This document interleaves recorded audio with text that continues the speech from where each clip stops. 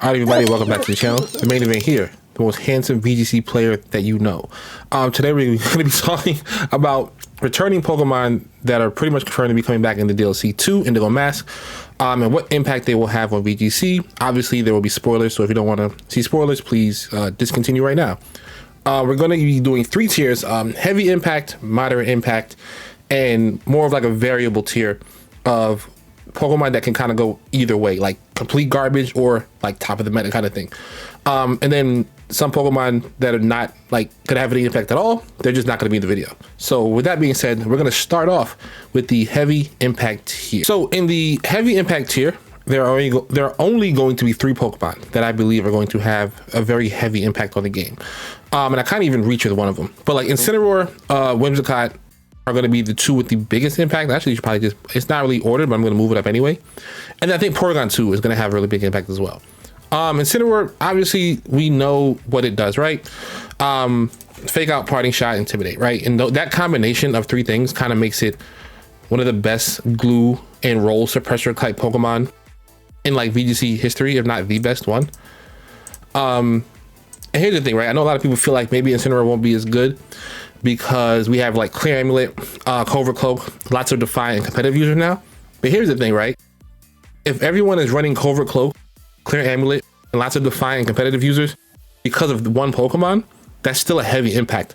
So even if the Pokemon usage gets like, even if the usage of the Pokemon is not as high as we think it's gonna be because of the presence of all this other stuff to counteract it, that's still a really heavy impact because it is forcing people to run those items and run those Pokemon.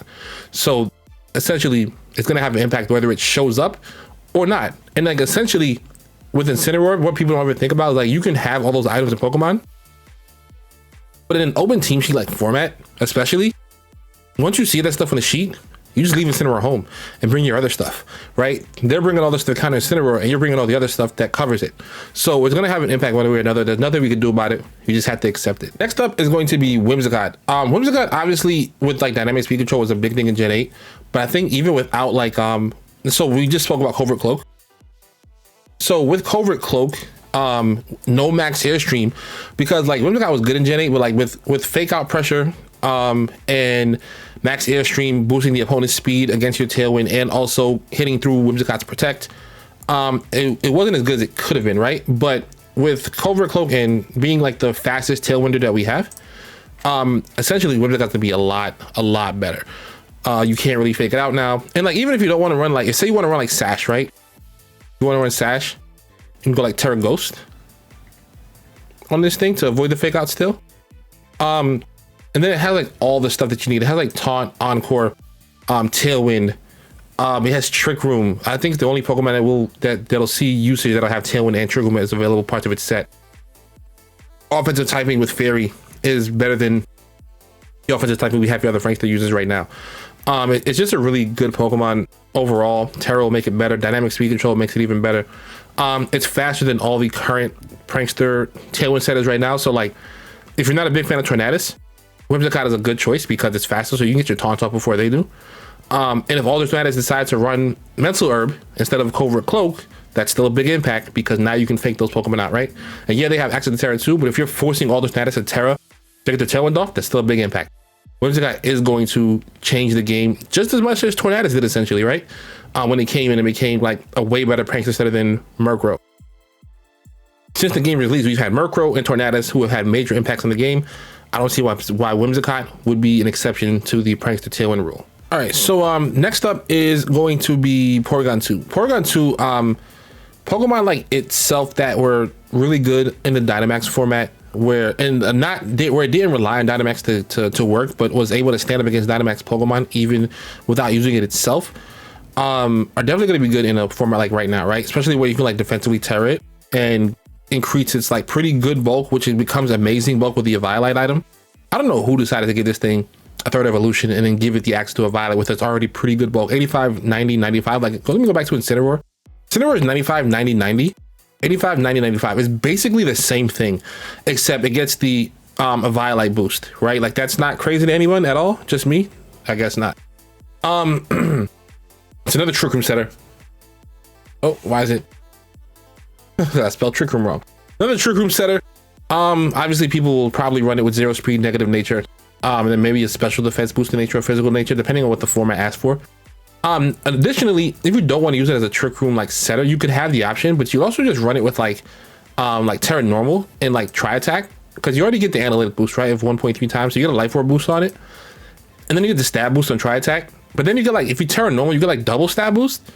That's like a lot of damage for a Pokemon, and it's like base 105 special attack, right? So it has a solid base special attack number to base all that damage off of. So I'm pretty sure that this Pokemon is going to like make things really difficult for a lot of players. I know a lot of people thought Dusclops would have a big impact, and it has been like more like moderate. Like people have just been using Dusclops a little bit, but I don't think Porygon is going to run into the same issue as what you call it, Dusclops does, because Dusclops isn't a damage dealer, whereas Porygon, if it gets taunted, it can still do like decent damage, right? Like you can, like I said, tri attack. It gets coverage in like Ice Beam for Pokemon like Landorus. You can go like Terra Blast for your normal stab. You can also give it a different type of Terra type, just like something random like Fire if you want, whatever, or Dark. And then Terra Blast becomes a coverage move, right? A third coverage move. Kind of like how Sylveon's Terra Blast is Fairy when it's not Terra, and then it changes to the type of the Terra. Kind of the similar thing here for Porygon, which is like kind of nice. It gets stabbed no matter what you have on it. And then it has like, I think it has other pretty good support moves, like Ally Switch, which is not a good move. It's pretty what's the word I want to call, degenerate, but it works, right? Then it has like Recover to keep itself alive, and we know how like annoying bulky healers are. Cresselia, we know how annoying those Pokemon are, right? So I'm pretty sure like this thing is gonna cause people a lot of trouble. So between the three, obviously Inferno's gonna have the most, and it probably would got more than Porygon 2, but Porygon 2 is gonna have a much higher impact than all the other Pokemon in this list, so I think it deserves to be in the high impact tier. Okay, so next up is gonna be the moderate impact tier. There are more Pokemon that you can see on the screen because there's a few on the side. I use the box feature instead of the team feature. So I do want to start off with Metagross. I know a lot of people are not high on Metagross, and maybe it's my bias talk because I'm a Metagross fan, but I do think that Metagross is going to be a pretty solid Pokemon. I look at like its stats, right? For example, it has like kind of stats like Iron Hands minus the HP stat. Obviously, Iron Hands HP stat is crazy, but like the attack stats are pretty close to defense stats, pretty close. It has better special defense, has better speed. Obviously, it doesn't have like Fake Out, so that's like one thing that you have to watch out for. But like, it's obviously it's actually the Bullet Punch is already immune to Intimidate, so you can like give it a boosting item if you want, like Choice Band or what's the other one, like Metal Coat or Life Orb or whatever you want. It gets Iron Head, obviously. And then it's like, it's neutral to hands, but it can also hit hands back for super effective with like Zen Headbutt if you want to use something like that. You can even go like Terra Psychic Zen Headbutt. I know people are worried about it being like weak to Ghost, but as a Pokemon that has Bullet Punch and I'm pretty sure you can Oko Flutter with like the right build, I think it's gonna be fine. I think as long as it has an option to defend itself, Flutter Mane, it should be fine.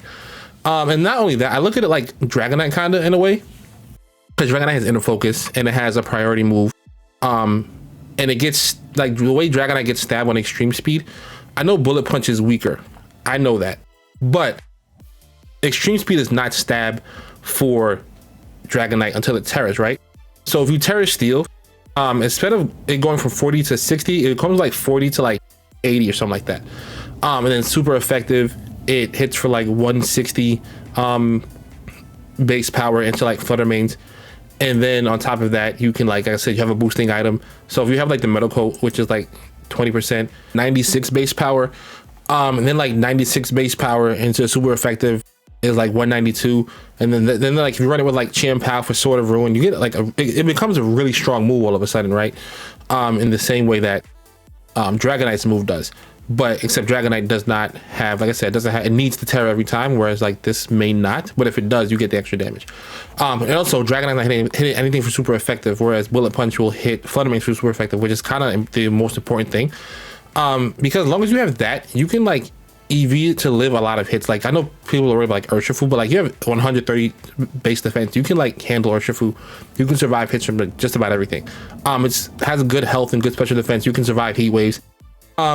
Its biggest problem is probably going to be Chi-Yu, but like obviously Chi-Yu is not dominating the meta right now, right? There are ways to deal with Chi-Yu.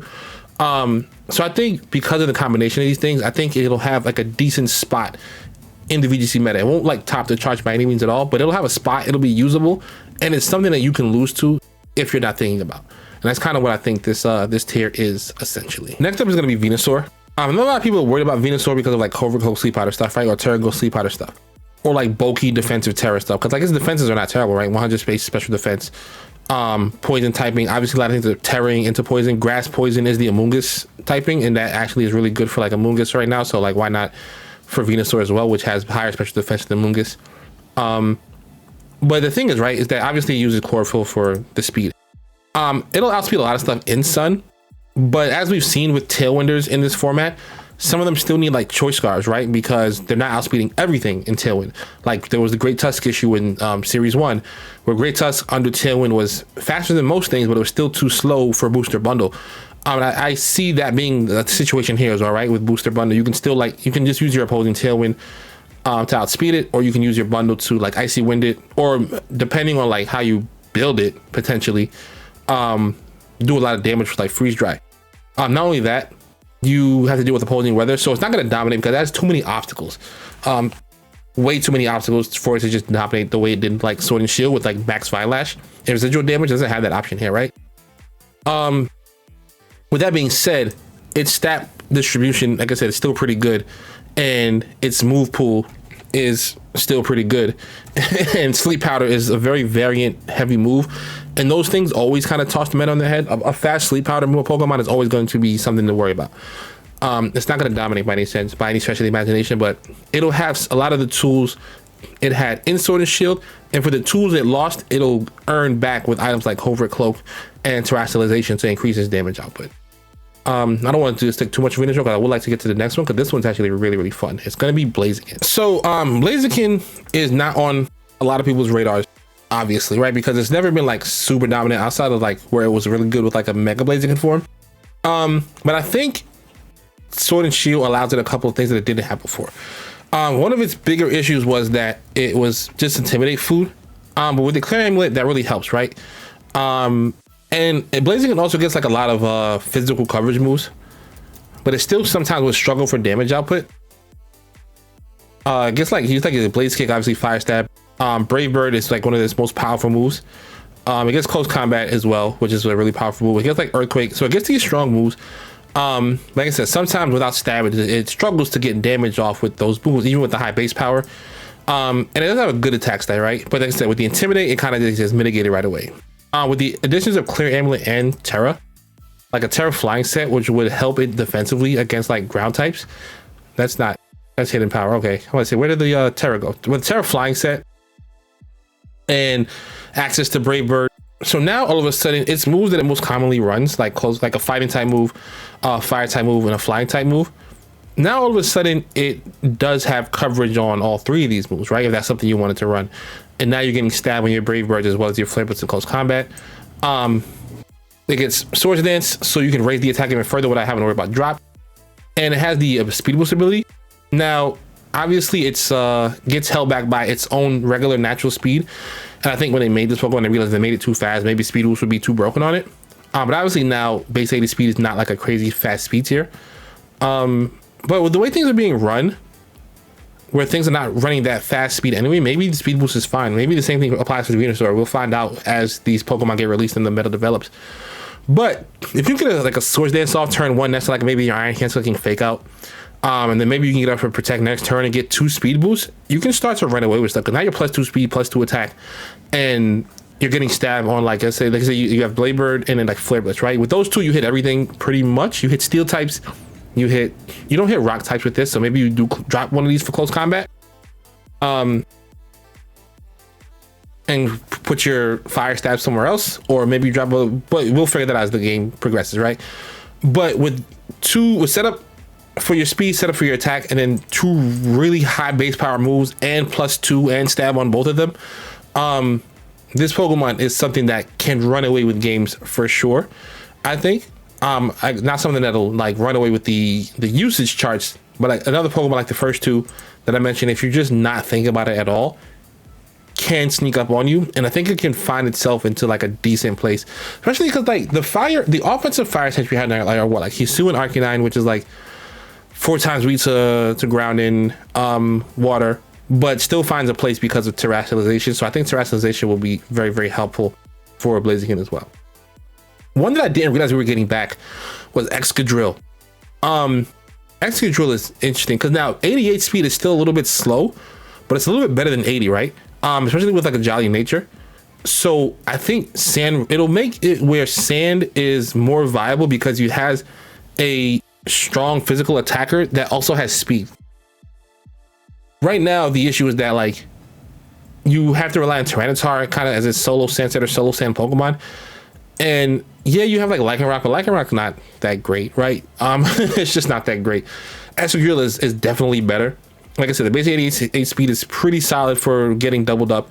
The base 135 attack is really good. The Clear Amulet really helps it stay alive, or if you want to run something like a Sash on it just to keep it alive as well, it's up to you. The offensive typing of Ground and Steel is so much better than just like Rock type offensively, because now you get Iron Head access, you get high horsepower. It's kind of all you need realistically, and then you run like something like to protect, and then you can run like a coverage move if you want, but that's kind of up to you. You could also run like self setup, because I can't remember if it gets Swords Dance or not. It does get Swords Dance, right? So kind of similar to Blaziken in that sense. You could run Swords Dance. You could run like Hone Claws if you wanted to raise your accuracy, and then maybe you drop one of these for Rock Slide or something. But you'll have Tyranitar, so maybe you don't need double Rock Slides. And like Hone Claws to raise your stat and your accuracy on high horsepower is pretty nice, right? So I think it'll make Sand more viable. And I think if Sand becomes more viable, other weathers automatically have to become more viable as well, which I think makes this Pokemon a little bit more impactful, right? Because if you change the way things react to you, then that means you had an impact. I don't think it's gonna be where everyone's running to run Sand, but I think enough people will run Sand because people like Excadrill. It's a popular pick and it's a good Pokemon. So especially because like it resists like Fluttermane and stuff, and it's good into like, while it's weak to Iron Hands, it's also good into Iron Hands as well, right? Because you can hit it for super effective damage. So we'll see how that plays out. Next up is going to be Rhyperior. So Rhyperior is a really interesting one, right? Because it's really, really similar to the stat spread of Iron Hands, right? Because Rhyperior is, where is that, 115 HP. Iron Hands is 154. Well, Iron Hands is more HP, but the defense stat, Iron Hands is 108 and Rhyperior is 130, right? So physically they're roughly the same kind of bulk in my opinion. I think Iron Hands has more special defense, yeah, for sure. But we've seen what like an Assault Vest and max special defense can do for a Pokemon with weak spread def and high HP. Also, it's not like weak to Fairy or anything, right? So I think this Pokemon will definitely like have a place. Also, this base 40 speed makes it underspeed a lot of the current Trick Room Pokemon. A lot of Pokemon like base 50 speed, base like 60, base 70, like Armor Rouge, something like that. These Pokemon that run Trick Room but are not like Trick Room sweepers. It's like Blood Moon Ursaluna is 54, regular Ursaluna is 50. So in a Trick Room war, this Pokemon will outspeed all of them, and then essentially you have like access to stab Rock Slides, and you can like flinch stuff on your Trick Room turns, and they never get a chance to move. Rock and Ground is not a great defensive typing because of the 4 times weaknesses to Grass and Water. But like we've seen with Arcanine, like I mentioned before, that is mitigated a lot by Terrestrialization. So it has the option to go for a defensive Terra. That's why it's Solid Rock. So you can go for a defensive Terra and an offensive Terra with this thing, right? You can go for like, you can Terra into like Rock, for example, right? And now, instead of taking the double damage, you're taking like 3/4 of it. 3/4 of the double damage, whatever the math is on that. But you're taking a lot less with Solid Rock. Additionally, you could do something like Terra Flying Lightning Rod, and now you're just like not weak to anything, except like opposing rock types, right? And what's the opposing rock types? What is it gonna be like? Landers, Rock Slide. Its defense stats really high. You'll be fine. Like Rock Slide's not gonna do enough damage to this thing to make it not worth running Terra Flying on. So yeah, Terra Flying, Lightning Rod is a good combo. Terra Water, Lightning Rod is also a good combo, to where then you're only weak to like Grass. But I think Flying might essentially be a little bit better for this specific combination. That's why I think it'll be a good Pokemon. Like I said, because the speed is slow, its stats are really good. It has really good abilities. Has good offensive coverage. Rock Slide, high horsepower, gets stab on both. Earthquake, if that's what you want to run. protect. You can run the AV set, or you can run it with a clear amulet as well. Like, I think those items just make a lot of sense for these Pokemon. I think they can fit a role in a team. They may not dominate anything, but they'll fit a role in a team that they can like hold your team together. Or if you're missing a certain type of coverage, these are some good picks to look at. Porygon Z, I maybe could have put this one a little bit higher, because it has the adaptability, which like gives it the same type of attack bonus of 2 instead of 1.5. And I think with like Terra, it goes from 2 to 2.25 if you have adaptability, which is still really, really good in my opinion, right? I don't think that's I know some people think it's not worth it. I think that extra 25% is awesome, because you look like the abilities like Swords of Ruin, Beads of Ruin, those are like 25% reductions in the stat. I think that stuff matters. So anything you can get, especially like on Terra normal adaptability, like I said, it's worth it in my opinion to run the adaptability on a set like this. Base 90 is obviously not great speed, but I think with like Terra, because sometimes what you would do with Porygon is you would run Life Orb, but I think with the extra 2.25, with the 2.25, here's where it comes into play. Instead of getting the Life Orb bonus, you can just rely on the Terra boost with the adaptability. Because usually, yeah, you get 2 times for adaptability and you get 0.3 for your Life Orb. So let's say it's called 2.3.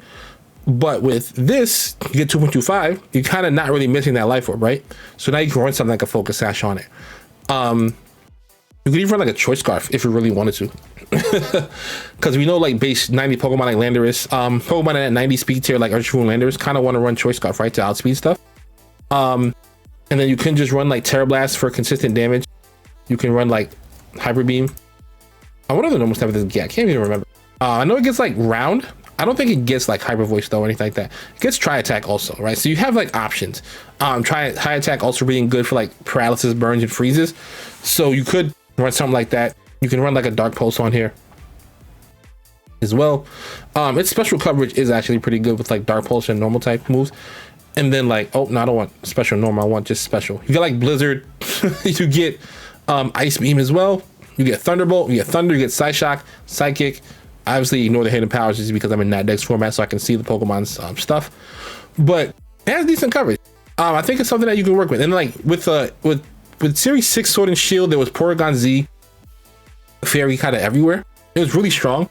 So like Mousehole Porygon Z, Clefairy Porygon Z in this game is something that could be possible depending on what people want to do. Especially depending on the rule set, right? We don't know if the rule set is going to just add these Pokemon in, or if there's going to be like a ban list or a big shakeup. We'll find out. But like Porygon Z is a good Pokemon. I think it'll stay a good Pokemon. So Araquanid is a really interesting one. Now typically right now you don't really run water types that aren't Urshifu. But here's the thing, right? Like Water Bubble making it so this Pokemon can't be burned. And also like having fire type power against it, so it gets like that water resist essentially, because right now fire would be neutral, but you actually essentially get the water resist with Water Bubble. I think it's really good. Not to mention, if you don't want to run Water Bubble for whatever reason and you want Water Absorb, you resist water and fighting, so like it's essentially kind of like an Urshifu counter in a sense. And I'm pretty sure it gets like, does it get Horn Leech? Does it get some kind of grass type move? It gets Giga Drain, which is that's ass. Part of my language. Giga Drain sucks. On this Pokemon at least it sucks. But like defensively, you could do it that way, or you could just still run Water Bubble and you still resist water. You just resist fighting, right? And then it gives you double stab on the water type moves. So like your liquidation, instead of like base 85, which is what, 160, 170. It gets to like 170 before you even add anything. Yeah, its water power is double, and that doesn't account for like the stab boost it gets, right? And it doesn't account for Terra. So like it does a lot of damage with its water type moves. And it has moves like Bug Bite, you can like steal berries and stuff like that. And also again, the Clear Amulet move item really helps because its attack stat's not high as it is. It hits hard because of Water Bubble on the water type moves. But with the Clear Amulet, you can at least keep your attack stat at neutral, because that's kind of all it needs, right? It doesn't need to boost. It needs to just stay at neutral so that it can get off those big liquidation. And then like you can run something like an Aqua Ring set, which recovers 1/16 of your HP every turn, and then like leftovers to keep it alive as well. And there's also another Pokemon that's really slow, right? Because like I said, this is a base 42 speed Pokemon. We're missing a lot of low speed Trick Room Sweepers. So potentially this could be one for you if that's something that you're interested in. Like if you like Araquanid, you can use it and have success with it, in my opinion. Like maybe it'll be, yes, it's better to run Urshifu, but if you're running a Trick Room team, then maybe Urshifu is not the Pokemon for you necessarily. Speaking of Urshifu, Primarina is definitely going to see a lot of play. It might see the most play out of anything on this list, essentially, because the Water Fairy is very resistant to Urshifu. And yeah, in Sword and Shield, it struggled because of Grassy Glide, right? It struggled a lot because of Grassy Glide, so it would always have to switch out before it could do anything, even in Trick Room, because Rillaboom would just get the priority. But with the nerf to Grassy Glide, and like the usage of Intimidate in your own team, and like defensive Terra, where you can like just Terra Fairy or something, or like Terra Poison, it gives this Pokemon a lot more options to stay in the field, even in the face of opposing grass types like Rillaboom. Well, just Rillaboom. It was the only one that it was scared of. 126 base special attack, pretty good. It gets Liquid Voice, so it turns the sound-based moves into water, so you get that water type Hyper Voice. And water is always going to be a good offensive typing. I forget the name of the other one. I forget the name of the other move that it gets. Sparkling Aria. So yeah, the target's cured if it's burned, which is interesting. Like base 90 water type move, which is pretty good, but you probably just run Hyper Voice at that point, and then run something like Moonblast, and then just run like Protect. I can't remember if it gets Calm Mind. Does it get Calm Mind? It doesn't get Calm Mind. So you have setup, you have Hyper Voice as your spread water type damage. You have Moonblast as your single target damage. You can just give it whatever item you see fit. It could be like a Citrus Berry or something to keep it alive on the field. Oh, that is not how you spell citrus. There we go. It's kind of up to you. Good special, actually great special defense, decent HP. Defense stat could be a lot better, but you can EV to live stuff. A lot of things do it. Flutter Mane has a terrible defense stat, but it still doesn't get OHKO'd by a lot of things, right? Because you EV to live stuff. It is base 60, so it's not as slow as we would like for it to be with Trick Room, but still, most things, if you give it like a 0 speed nature, a lot of the other Trick Room Pokemon are not running 0 speed, and they're not really running negative speed that much. So essentially, it should be fine. But I think Primarina is solid. I think it'll be good, and I think its biggest thing is that people are going to see this Water Fairy and realize, hey, we don't have Tapu Fini yet, but we got Tapu Fini at home, and it resists Urshifu and also hits it back for super effective. Hits both Urshifus for super effective, which is the important part, right? Like Fairy hits them both for super effective. So I think for that reason, it'll have a decent role in the game. So after this, we're going to go into the variable / niche tier. Okay, so the variable / niche tier are Pokemon who have something cool going for them that maybe someone figures out and like absolutely changes the game with, or maybe these Pokemon end up being absolute trash and no one even thinks about them after they're released. So Alcremie is the first one. Pretty good defensive, especially defensive stat here. Good special attack, but it's not really what you want to run it for. It's essentially just like Sweet Veil and Decorate. Sweet Veil basically protects you from like sleep. Like obviously be protected from sleep is really good. Also Aroma Veil is really good ability where it protects the user and allies from like status moves that basically stop your status moves, like Encore, Disable, Heal Block, Taunt, Torment, etc. And like Decorate, right? Decorate is the best move that it gets. Raise the attack, special attack by 2. The issue is that Decorate is slow, and you want to be able to like decorate something first. Like if you're running this with Flutter Mane, you want to be able to decorate the Flutter Mane and then let it get an attack off. And like if it's on the field, a lot of the times things will double team the opponent and just ignore this. So it's really hard to play, but maybe someone will figure out a way finally to make it work. I know no one really figured it out that much in Generation 8, but it only had one generation, right? So I would like to see someone try to figure out Decorate in this generation. I'm not very confident in it happening, but it's possible. So look at that. So this one is the big elephant in the room. Is Smeargle. Smeargle stats are terrible, but it's a very special, unique Pokemon in that it can get every move in the game because Sketch, once it sees a move, it can just copy it, right? So to fake out Sports Psychic, she'll follow me are a very typical set for it. You can get like Substitute, Follow Me, if you want to do something like that. It has a lot of options, right? And then like the biggest ones are Spore and Fake Out. 75 speed stat for a Spore is not bad. It's bad for most Pokemon. For a Spore, it's not terrible, especially a Moody Spore, because let's say you get a +2 immediately. Now you're +2 with 75, right? And we know that's not going to outspeed everything in the game, but it's going to outspeed a lot of stuff. So now you're putting stuff to sleep before they can even get a chance to move, which is a big problem. The issue with that, it doesn't live any attacks, right? It's just too weak, like on turn 1. And like if I have an Urshifu, you can't like Spiky Shield in front of me, right? I'm just gonna blow it up, and it's gonna die to Surging Strike. Even the weakest Surging Strike is gonna take the stick out the game. And we've never seen Smeargle play in the same format as a Pokemon like Urshifu, so it can't just Spiky Shield itself every turn to protect itself. So you kind of got to see how it works, right? And then not to mention, there are also things in the game now. There's a lot of Haze users.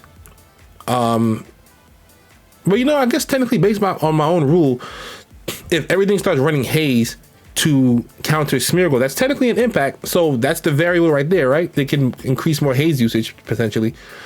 And then there's like Mirror Herb, which I suspect, aside from this Pokemon, is gonna see a lot of usage once Incineroar comes back. So like if it gets a really big like speed boost on turn 1, the opponent will just copy the speed boost, and it still won't outspeed them. So it's gonna be really, really tough for this thing to find some footing, I think. But I do think because of its ability and the fact that it gets any move at once, it has the potential for some really cracked player to figure it out, and then people will mimic that, and then not everyone's kind of using it, right? Or people will try it on day 1, week 1, month 1, realize it sucks, and just toss it to the side. Next up is Hitmontop. Hitmontop's biggest niche, I have it on the screen, is going to be Wide Guard, because yes, it has Fake Out and Intimidate, but it has a worse defensive typing than Incineroar, for example. So you kind of don't ever use it as your Fake Out Intimidator that often over Incineroar. And also like a worse offensive typing, because you could just use Fake Out Iron Hands as your fighting type with your offensive fighting type with Fake Out. Yeah, this is like faster, but Iron Hands is way stronger, and like way bulkier generally. So it's like why not use Iron Hands? But Wide Guard is what makes it have a niche possible role. Make It Rain, Dazzling Gleam, Heat Wave, Bleak Wind Storm, Rock Slide, the occasional Earthquake. That's 6 just off the top of my head. Spread moves that have an impact on the game, right? So having a Wide Guarder with Fake Out, so you can Fake Out, intimidate those physical attackers, Wide Guard against the moves. I think it creates a situation where some people may feel a niche on their team with him on top, because maybe they're struggling against Heat Wave on their team. Maybe they're struggling against Scarflando. Maybe they're struggling against a lot of things that Wide Guard can protect them against, right? So maybe they want to have a Fake Out Pokemon that's faster than Incineroar and faster than Iron Hands. Maybe that's what they want in their team. So I think those tools give it the option to potentially be used. Or again, like I said previously, it just falls off after the first week of the format. Convoy is an interesting one, right? Because it has pretty good physical bulk, or physical defense stat, I should say, not physical bulk, because the HP stat matters in that, and it doesn't have any HP. And a really good special defense stat as well. And it gets Triage. Triage giving it a niche because we know how annoying healing is in this format. Lunar Blessing, for example. But this is like priority Lunar Blessing in a sense, right? Because you get to heal before anything else happens on the field. You have increased priority of 3. So it even goes like before Fake Out, which is pretty crazy. It goes before like Sucker Punch, Aqua Jet, all those moves. So like you can, if your partner is low on health, you click what's the Floor Healing, you heal 50% of their max HP, and all of a sudden that priority move, like that from the opponent, hits them, and they're surviving because of the Floor Healing. And if I remember correctly, it doesn't say it here. I feel like Floor Healing recovered more in grassy terrain. Look that up and let me know in the comments below if I'm correct or not, because I don't want to spread that as fact if I can't remember for sure. But Floor Healing is annoying. Draining Kiss to keep itself alive. Giga Drain. It has Trick Room as well. I used to run a weird set with like Big Root, so you gain more HP from the moves. Does it get Strength Tap? Okay, it doesn't get Strength Tap. I bet you they buff it and give it Strength Tap. If they give it Strength Tap, holy smoked. If they give Comfy Strength Tap, it will move from this spot in the niche into like the moderate at the very least, because priority strength sap is pretty insane, and it's not prankster boosted, right? Only prankster boosted priority moves are the ones that dark types are unaffected by. This will affect Chien-Pao. It'll affect, well, yeah, Chien-Pao the only fit. Chien-Pao and Dark Urshifu are the ones, because you don't want to do the King Gambit. Water Urshifu doesn't really care. Neither does Dark Urshifu technically, but they care in their close combats, right? But I'm saying like the ones that would normally be immune to something like a prankster move. So getting a strength sap off before your opponent can move, if they gets this, and then like the next turn getting a healing off before your opponent can move, actually gives this thing a crazy strong role on the team. So let's see what happens with that for sure. This is another one of the elephants in the room. People are thinking that contrary Leaf Storm Superior could be really good, and it could be, right? Because like look at the special attack, it's 75, which is like not great, but with choice specs you get like the 1.5 times boost. With Grass Terra you get another like 2 times boost, and then so your first Leaf Storm could do some decent damage, and then you go by +2 immediately. And like its bulk is not great, but it's 113 speed, and especially how slow some stuff is and like how fast some stuff is, you can kind of like save a lot of points here, right? You can like outspeed all the base 100s, for example, and then dump the rest into like your special attack and your bulk, and then all of a sudden maybe you're living a couple more hits. Maybe you don't run choice specs, maybe you want to be able to protect, maybe you run Miracle Seed and like protect, and then after you get the +2, if you look at like its other special moves, you could run like Giga Drain for some recovery if you want. You could then also run like Dragon Punch for a lot of the what's it called right now, because there's a lot of Terra Dragon stuff, so you could run something like that. Its pool is not like ideal for a special attacker, but it's like not the end of the world, right? It's you get kind of what you need. Is Leaf Storm kind of what you need. Leaf Storm, you can either go like Terra Blast obviously and go for like something besides Terra Grass, maybe Terra Poison if you want to hit other grass types and also defend yourself more, but it'll have like a small niche. I think a lot of people will try it out. I think I'll definitely even try it out myself, right, to see how strong it can be with like defensive Terra and offensive Terra, and its speed stat being, like I said, 113, but we'll see how it goes. Uniclus is going to be the last Pokemon in this list. I put it here because, one, again, base 30 speed is something that matters a lot, because like I said, all the Trick Room sweepers are really fast for some reason. They're base 50 and higher, a lot of them all, like base 50 to base like 70, which is insane for Trick Room. But this being base 30 makes it underspeed just about everything else. Can't remember how fast Amoonguss was. Amoonguss is also base 30, so the only thing that actually outspeeds this is Torkoal with base 20, and I think Hatterene, which is base 29, right? Yep. But the thing with Torkoal is, like, one, you're going to be speed tying if you're both 0 speed, negative nature, but you have Overcoat, and you hit Torkoal for super effective. Not Torkoal, you hit Amoonguss for super effective. So you have Overcoat, you can be immune to the powder type moves. You can also run like Regenerator if you want. It's more of a singles ability for this Pokemon, because you're probably not going to be switching it out a bunch, because there's no reason to switch it out and in. You kind of want it to be on the field under Trick Room doing damage, and like it's also the fact that it sets up Trick Room for itself. A lot of our Trick Room setters right now, Frigiraffe, Dusclops, Cresselia, those are like the 3 of the main ones. They don't do a lot of damage for themselves, so they're setting up Trick Room for an opponent to sweep, versus this thing, which has a base 125 special attack. Its psychics do pretty good damage, so it can do damage for itself under Trick Room, which I think is very important. And like I said, being immune to powder is also really, really good. So I think it could potentially have a role. Not like something that's going to change the game, but I think it's an option, right? I think it's an option. It might not even see that much usage, but for who knows, maybe because of the influx of like Amoonguss and Iron Hands in the format, maybe Reuniclus does see some play, because essentially it's pure psychic, right? A lot of the psychic, what psychic types do we have? Armor Rouge has the fire typing, which makes it weak to like rock and ground, so you kind of force to Terra. Amoonguss is weak to flying and fire, so sometimes you're forced to Terra in that sense. This thing is just pure psychic type, so it doesn't need to Terra defensively against any of those things. It can just do damage. It can even Terra into psychic and do more offensive damage if it wants. Say you're weak to Dark and Ghost, but I think only having the weaknesses to Dark and Ghost is easier to play around than some of the weaknesses of the other Pokemon. So I think it'll have a shot to do something good. By the way, anyhow, that's the end of the list. If it's not on the list, it's because I don't think it's going to have any impact at all, unfortunately. If your favorite didn't make the list, please let me know in the comments what your favorite is from the returning DLC Pokemon and Indigo disc. And let me know if you think I'm wrong, that it'll come back and be really, really good. Or if you think something on this list shouldn't have been on any of the lists at all and you think it's going to be really, really bad, let me know in the comments below as well. Otherwise, I want to thank you guys for being here. Thank you guys for watching. Subscribe if you're new. Click like if you're new or old. All that good stuff. Join, become a member, all that good stuff. And I'll see you guys in the next video. And enjoy the DLC when it comes out in December.